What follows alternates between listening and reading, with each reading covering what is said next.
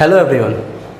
इस वीडियो में हम लोग इशू ऑफ शेयर के बारे में पढ़ रहे थे, उसी को और डिटेल में चलेंगे। इस वीडियो में हम लोग जो है कॉल इन एरियर और कॉल इन एडवांस के बारे में देखेंगे। कॉल इन एरियर क्या होता है और कॉल इन एडवांस क्या होता है। कॉल इन एरियर के लिए जर्नल एंट्री क्या होते हैं, कॉल इन एडवांस के लिए जर्नल एंट्री क्या होते हैं। ठीक है, तो सबसे पहले हम लोग जो है कॉल इन एरियर के बारे में चलते हैं। कॉल इन एरियर क्या होता है वो देखेंगे। ठीक है, तो हम लोग पहले हेडिंग डाल देते हैं कॉल इन एरियर। एरियर का मतलब होता है बकाया। एरियर का मतलब होता है बकाया, यानी कि कभी कभी परिस्थिति ऐसा बनता है जब कोई शेयर होल्डर कुछ इंस्टॉलमेंट का पैसा नहीं दे पाते हैं, नहीं देते हैं, तो वो हो जाता है कॉल इन एरियर। ठीक है, और कॉल इन एडवांस क्या होता है कि उस कभी कभी कोई शेयर होल्डर ऐसे होते हैं जो अपना सेकंड इंस्टॉलमेंट का पेमेंट जो है वो फर्स्ट कॉल पर ही दे देते हैं, वैसे को हम लोग कॉल इन एडवांस कहते हैं। तो सबसे पहले हम लोग कॉल इन एरियर के बारे में चल रहे हैं, तो ये देखते हैं। कभी कभी परिस्थिति ऐसी होती है जहाँ पर कोई शेयर होल्डर ऐसे थे जो कुछ इंस्टॉलमेंट का पेमेंट नहीं कर पाते हैं, नहीं करते हैं, तो उसे हम लोग कॉल इन एरियर कहते हैं। कॉल इन एरियर का मतलब होता है पेमेंट जो है पेमेंट नहीं करना। अगर पेमेंट आप नहीं किया है, आपने जो है किसी भी इंस्टॉलमेंट का पेमेंट नहीं किया है, तो वो जो है कॉल इन एरियर कहलाता है। जैसे कि हम मान के चलिए कि एक शेयर होल्डर था जो 500 शेयर्स रखे हुए था, वह फाइनल कॉल का पैसा नहीं दिया, तो ये कॉल इन एरियर हो गए। ठीक है, तो कॉल इन एरियर जो होता है इस पर इंटरेस्ट चार्ज होता है। कंपनी जो होता है कॉल इन एरियर पर 10% इंटरेस्ट लेता है। कॉल इन एरियर पर कंपनी जो है 10% इंटरेस्ट लेता है। आपने अगर पैसा भुगतान नहीं किया है तो वैसी परिस्थिति पे कॉल इन एरियर पर कंपनी जो है वह 10% इंटरेस्ट ले लेता है। ठीक है, तो एक इंटरेस्ट की बात जो है क्लास 12 में नहीं पढ़ना है, इसलिए इससे हम लोग उतना डिटेल में नहीं चलेंगे। इंटरेस्ट जो है ये इसके बारे में आपको सीए वगैरह में पढ़ना है, लेकिन क्लास 12 में नहीं पढ़ना है। ठीक है, देखिए कहता है कि कॉल इन एरियर जो होता है वो दो तरह से बनाए जाते हैं। कॉल इन एरियर का जो बनावट होता है वो दो तरह से होता है।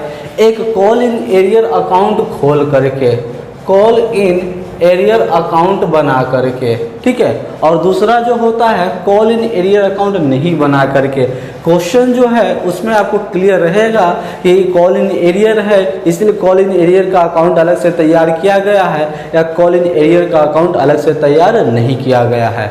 अगर कॉल इन एरियर का अकाउंट अलग से तैयार नहीं किया जाता है तब वैसी परिस्थिति में कोई अलग से एक्स्ट्रा जर्नल एंट्री करने की आवश्यकता नहीं है। जब कॉल इन एरियर जो है नहीं बनाया जाता है तब नो एंट्री, ठीक है, no journal entry, extra journal entry नहीं होंगे। जब कॉल इन एरियर जो है वह खोला गया है, कॉल इन एरियर का अलग से एंट्री किया गया है, तब वैसी परिस्थिति में हमें जो है एंट्री बनाना पड़ेगा। ठीक है, तो हमारा एंट्री क्या होगा, वो कब होगा, कैसे होगा, वो देखते हैं। ठीक है, देखने से पहले एक छोटा सा एग्जाम्पल हम लोग ले लेते हैं और उस एग्जाम्पल की मदद से हम लोग इसको समझेंगे। जैसे कि देखिए कहता है कि एक्स लिमिटेड जो है एक कंपनी है, एक्स एलटीडी कंपनी है, जो क्या किया है वह 10,000 शेयर को इशू किया है। यह कितने शेयर को इशू किया है, 10,000 शेयर को इशू किया है। ठीक है, और एक शेयर का दाम 10 रुपया है, @10 रुपीज़ एक शेयर का दाम जो है 10 रुपया है। वह कंपनी ने किस तरह से रखा है वो भी देख लेते हैं। 2.5 रुपया जो है वह एप्लीकेशन पर है, 2.5 रुपया एप्लीकेशन पर देता है। 3 रुपया जो है वह अलॉटमेंट पर देता है, 3 रुपये अलॉटमेंट पर देता है। 2 रुपया जो है फर्स्ट कॉल पर देता है, और 2.5 रुपया जो है वह फाइनल कॉल पर देता है। ठीक है, इस तरह से हो गए टोटल हमारे 10। देखिए कहता है कि एक एक्स लिमिटेड कंपनी है जो 10,000 शेयर को इशू करता है। एक शेयर का दाम 10 रुपया है, 2.5 रुपया एप्लीकेशन पर रखा है, 3 रुपया अलॉटमेंट पर रखा है, 2 रुपया फर्स्ट कॉल पर रखा है और 2.5 रुपया जो है फाइनल कॉल पर रखा है। देखिए क्या हुआ, परिस्थिति ऐसा बना कि एक शेयर होल्डर था, ठीक है, एक शेयर होल्डर था जिसके पास जो है 100 शेयर्स था। एक शेयर होल्डर है, ठीक है, एक शेयर होल्डर है जिसके पास 100 शेयर्स था, वह फाइनल कॉल का पेमेंट नहीं किया। एक शेयर होल्डर था जिसके पास 100 शेयर्स थे, वो फाइनल कॉल का पेमेंट नहीं किया। तो इसके लिए हम लोग को क्या करना पड़ेगा, जर्नल एंट्री क्या बनाना पड़ेगा। दोनों परिस्थिति में देखते हैं, जब जर्नल एंट्री दोनों परिस्थिति में देखते हैं, जब कॉल इन एरियर जो है वो तैयार किया जाएगा और कॉल इन एरियर तैयार नहीं किया जाएगा।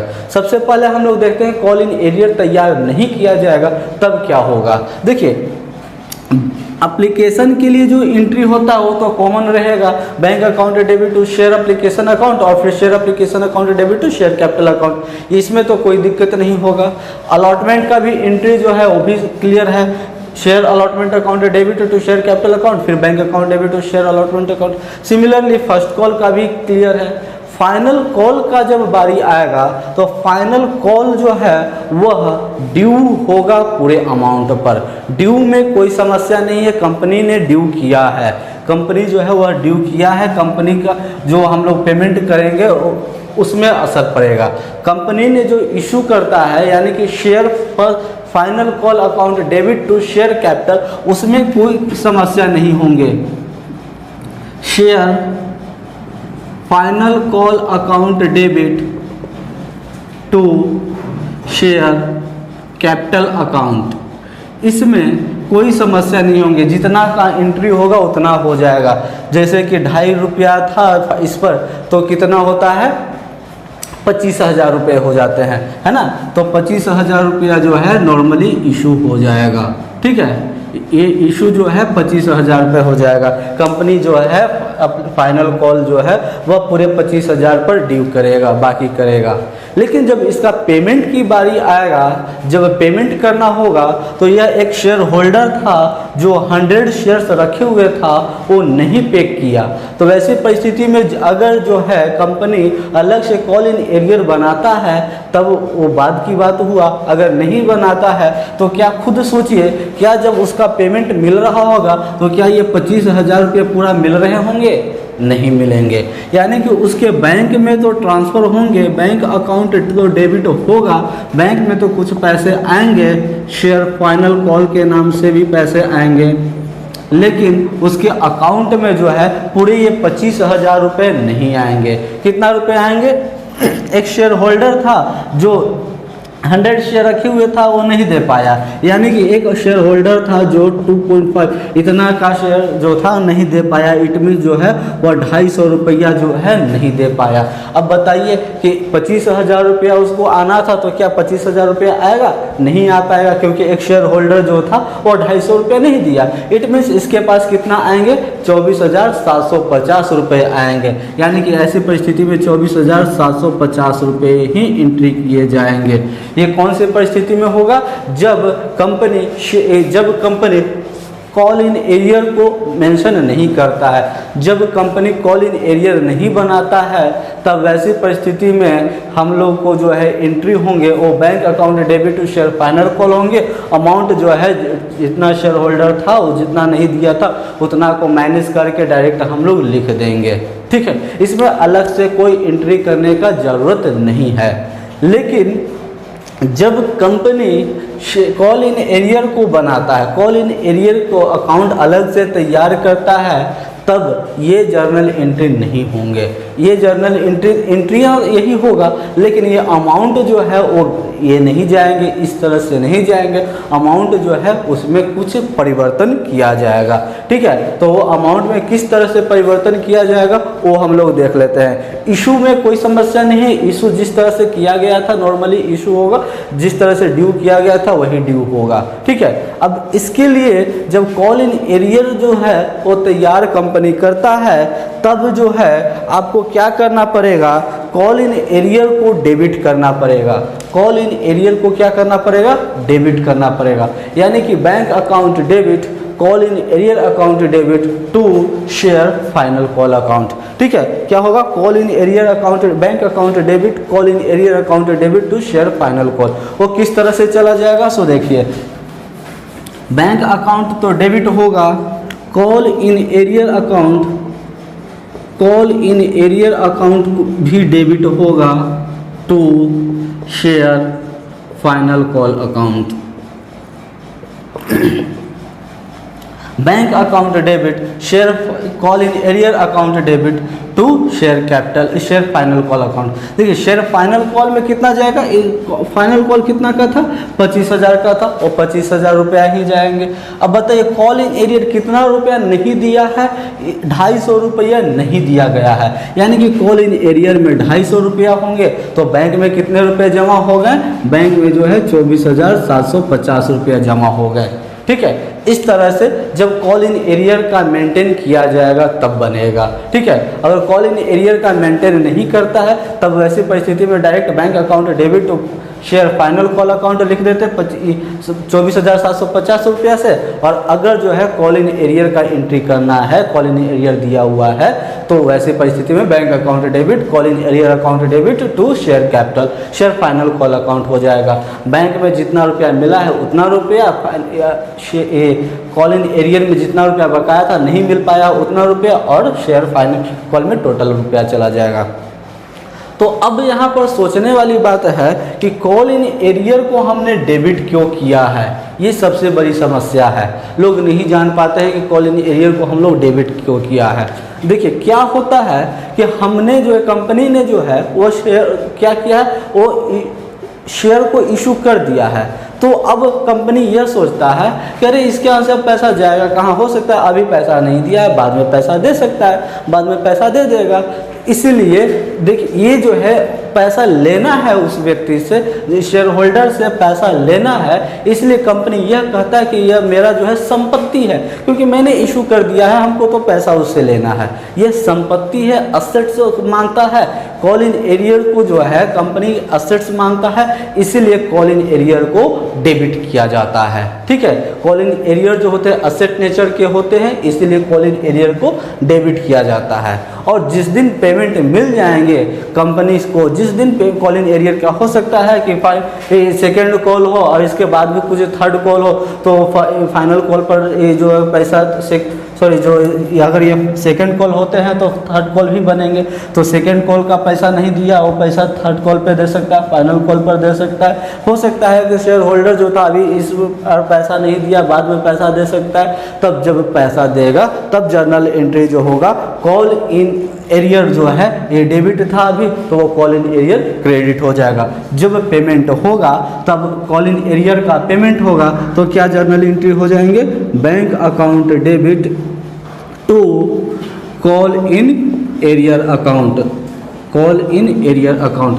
जिस दिन बैंक का पेमेंट होगा, कॉल इन एरियर का पेमेंट होगा, उस दिन हम लोग ये वाला जर्नल एंट्री करेंगे। अगर पेमेंट नहीं होता है तो सिर्फ इतना ही रह जाएगा।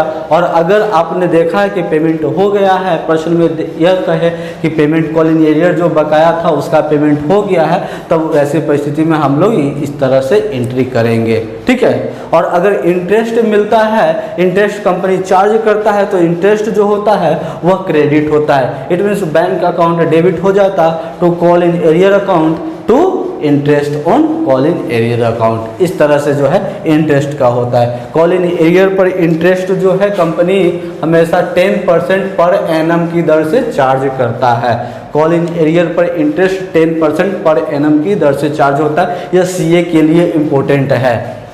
ठीक है, तो वैसी परिस्थिति में जब कॉल इन एरियर पर इंटरेस्ट होगा तो क्या हो जाएगा? यहाँ पर हो जाएगा इंटरेस्ट, यहाँ पर लग जाएंगे interest on call in arrear.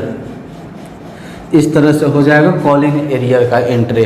ठीक है, एक बार जो है हम लोग इसका देख लेते हैं एक बना करके किस तरह से बनेंगे। सबसे पहला एंट्री जो होगा वो क्या होगा? एप्लीकेशन को इशू करने के लिए होगा, है ना। तो सबसे पहला हमारा जर्नल एंट्री क्या होते हैं? Bank account debit to share application account कितना हो जाएंगे?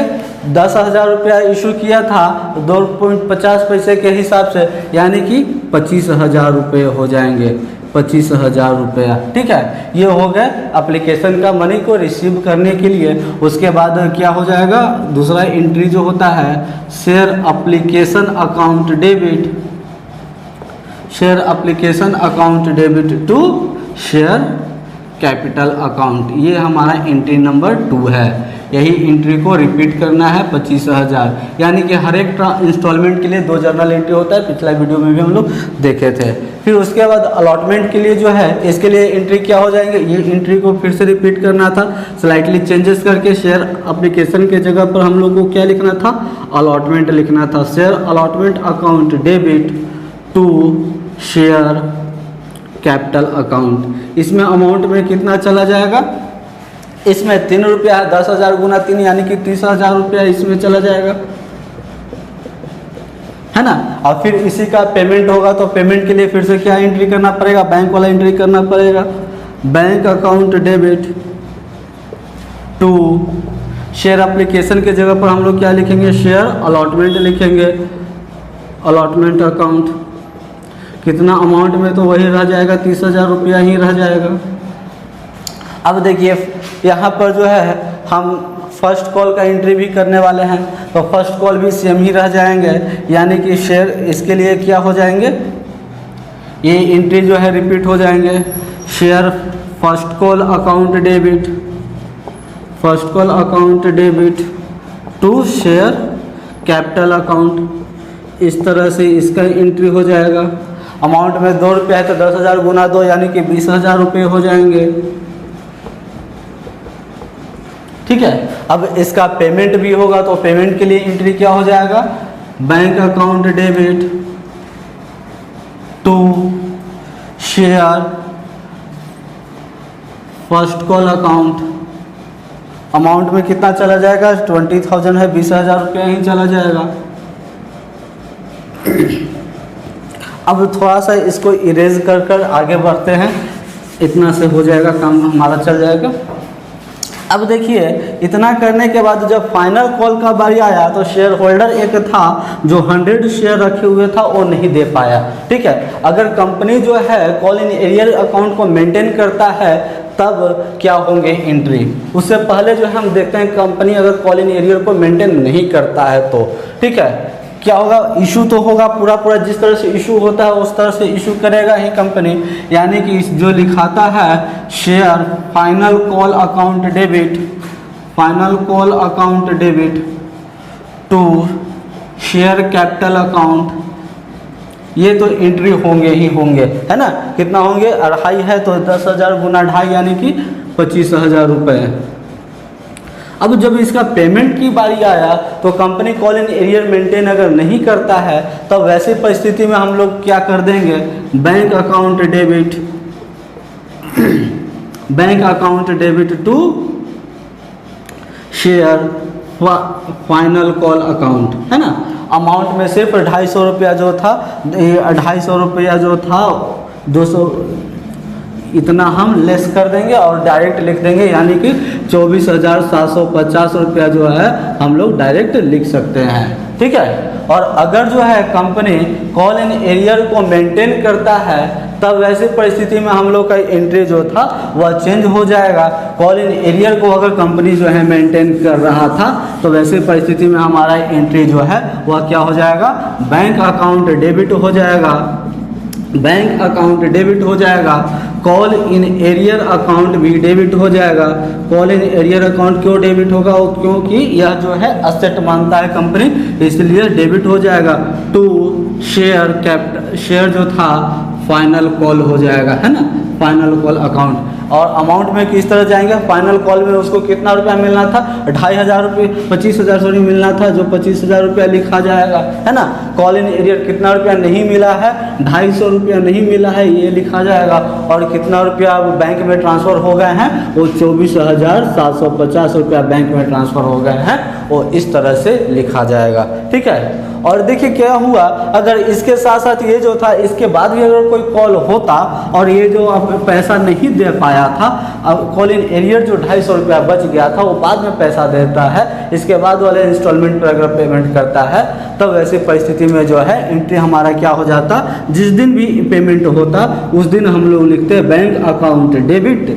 जिस दिन भी पेमेंट होता उस दिन हम लोग लिखते हैं bank account debit to call in arrear account, bank account debit to call in arrear account 250 रुपया। जिस दिन अगर ये पेमेंट होता है तो bank account debit to call in arrear account being call in arrear amount paid, call in arrear amount जो था वो पे हो गया। अगर इस पे जो है कंपनी इंटरेस्ट चार्ज कर रहा है तो इंटरेस्ट चार्ज कर रहा है तो यहीं पर हम लोग लिख देंगे क्या, interest on call in arrear account, है ना। कॉल इन एरियर पर जितना भी इंटरेस्ट रहेगा वो इंटरेस्ट ये लिख देंगे और 250 ये दोनों को ऐड करके फिर इस जगह पर फिल कर देंगे, ठीक है। तो इस तरह से कॉल इन एरियर का एंट्री होता है। कॉल इन एरियर का एंट्री दो तरह से किया जाता है, जब कंपनी जो है कॉल इन एरियर मेंटेन करता है और जब कंपनी जो है कॉल इन एरियर मेंटेन नहीं करता है। कोई दिक्कत? उम्मीद करते हैं कि ये जो है कॉल इन एरियर आप लोगों को समझ में आया होगा। एक बार देख लीजिए आप लोग, फिर से बढ़िया से देख लीजिए। चलिए अब हम लोग कॉल इन एडवांस के बारे में चलते हैं, ठीक है। देख लेते हैं, उससे पहले उसका हेडिंग डाल देते हैं कॉल इन एडवांस, ठीक है। एडवांस का मतलब होता है क्या, पहले ही पैसा दे देना, ठीक है। कभी कभी कोई शेयर होल्डर ऐसे होते हैं जो थर्ड इंस्टॉलमेंट हो उसका पेमेंट जो है वो पहले ही कर देते हैं। जब कोई शेयर होल्डर पेमेंट पहले ही कर दे टू एस्केप फ्रॉम बर्डन, कभी कभी देखिए क्या होता क्या है कि अभी जो है मुझे फाइनल कॉल भी पैसा देना है, सेकंड कॉल का भी पैसा देना है, अभी जो है मेरे पास पैसा है, हो सकता है कल होकर के मेरे पास पैसा न रहे, जिसकी वजह से हम जो क्या करते हैं कि वो पेमेंट जो है पहले ही दे देते हैं, वो होता है कॉल इन एडवांस, ठीक है। देखते हैं एक तरह एग्जाम्पल छोटा सा देखते हैं। मान के चलिए कि किसी भी एक व्यक्ति है, पर्सन है, जिसको टोटल 15,000 पे करना था, वो 3 इंस्टॉलमेंट में पे कर रहा था, फर्स्ट इंस्टॉलमेंट, सेकंड इंस्टॉलमेंट और थर्ड इंस्टॉलमेंट। फर्स्ट इंस्टॉलमेंट वो टाइम पर पे कर दिया, सेकंड इंस्टॉलमेंट के टाइम जब आया तो उसके पास काफ़ी पैसे थे, तो वो क्या किया कि थर्ड इंस्टॉलमेंट का पेमेंट जो था वो दोनों जो है पेमेंट एक ही टाइम दे दिया, एक ही टाइम कर दिया। तो ये क्या हो गया, पेमेंट जो एक ही टाइम हो गया, तो ये क्या हो गया, एडवांस पेमेंट हो गया, कॉल इन एडवांस हो गया। जब कंपनी को पहले ही पेमेंट मिलता है तो कंपनी के लिए लायबिलिटीज होता है। कंपनी को अगर पहले ही पेमेंट मिल गया है तो कंपनी को लायबिलिटीज होता है, और हर एक कंपनी जो है पहले पेमेंट लेने का अधिकार तब तक प्राप्त नहीं कर सकता है तब तक उसका AOA यानी कि आर्टिकल ऑफ एसोसिएशन में यह बात नहीं लिखा गया हो। यानी कि क्या हर एक कंपनी जो है पहले कॉल इन एडवांस ले सकता है? नहीं। वैसे कंपनी जिसका उल्लेख जो है AOA में, वैसे कंपनी जिसका उल्लेख जो है आर्टिकल ऑफ एसोसिएशन में किया गया है कि वह जो है पहले पेमेंट ले सकता है, सिर्फ वैसे कंपनी ही जो है एडवांस पेमेंट ले सकते हैं। बाकी अन्य कंपनियां जो है वह AOA में अगर उनका मेंशन नहीं किया गया है तो वह एडवांस पेमेंट नहीं ले सकते हैं, ठीक है। देखते हैं क्या होता है, कॉल इन एडवांस क्या होता है और इसका किस तरह से जर्नल एंट्री बनता है, ठीक है। उससे पहले हम लोग देख लेते हैं कॉल इन एडवांस जो है, कुछ बातें जो है कॉल इन एडवांस जो है वह कंपनी के लिए, वह कॉल इन एडवांस जो है कंपनी के लिए क्या है, लायबिलिटी होता है, ठीक है। कॉल इन एडवांस जो है कंपनी के लिए वो क्या है, लायबिलिटी जो होता है, दायित्व होता है। तब तक दायित्व होता है जब तक उसका पेमेंट का टाइम नहीं आ जाता है, तब तक कंपनी के लिए ये दायित्व होता है। तो खुद सोचिए कि दायित्व होता है तो वह डेबिट होंगे या क्रेडिट होंगे। कॉमन चीज़ है कि अगर दायित्व है तो वह जो है क्रेडिट ही होंगे, यानी कि कॉल इन एडवांस जो होता है वह क्रेडिट होता है, ठीक है। इसको बनाने से पहले किस तरह से एंट्री किया जाएगा, वो एंट्री करने से पहले जो है हम लोग कुछ बातें जान लेते हैं। कॉल कॉल इन एडवांस पर कंपनी जो है इंटरेस्ट देता है। कॉल इन एरियर पर कंपनी इंटरेस्ट लेता है और कॉल इन एडवांस पर कंपनी देता है। कॉल इन एरियर पर कंपनी ने कितना परसेंट पर एनम की दर से लिया था? 10% पर एनम की दर से लिया था। तो कॉल इन एडवांस में कंपनी जो है वह 12% पर एनम की दर से इंटरेस्ट देता है। ठीक है, कॉल इन एडवांस में कंपनी जो है 12% पर एनम की दर से इंटरेस्ट देता है।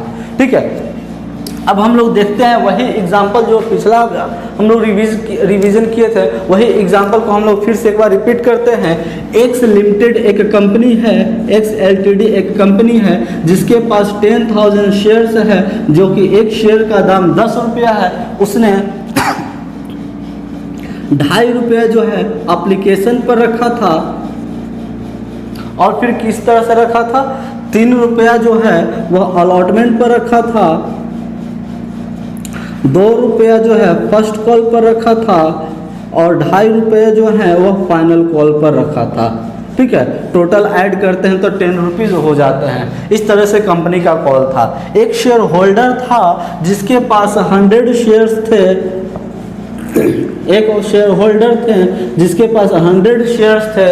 वो जो है फाइनल कॉल का पेमेंट जो था वह फर्स्ट कॉल पर ही दे दिया। क्या हुआ?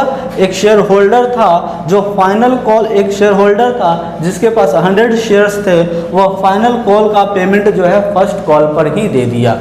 तब ऐसी परिस्थिति में क्या होगा वो देखते हैं। एप्लीकेशन तो ऐसे नॉर्मली जिस तरह से इशू हुआ था और जिस तरह से पेमेंट हुआ वो हो जाएगा, और अलॉटमेंट भी जिस तरह से इशू हुआ था उस तरह से पेमेंट हो जाएगा।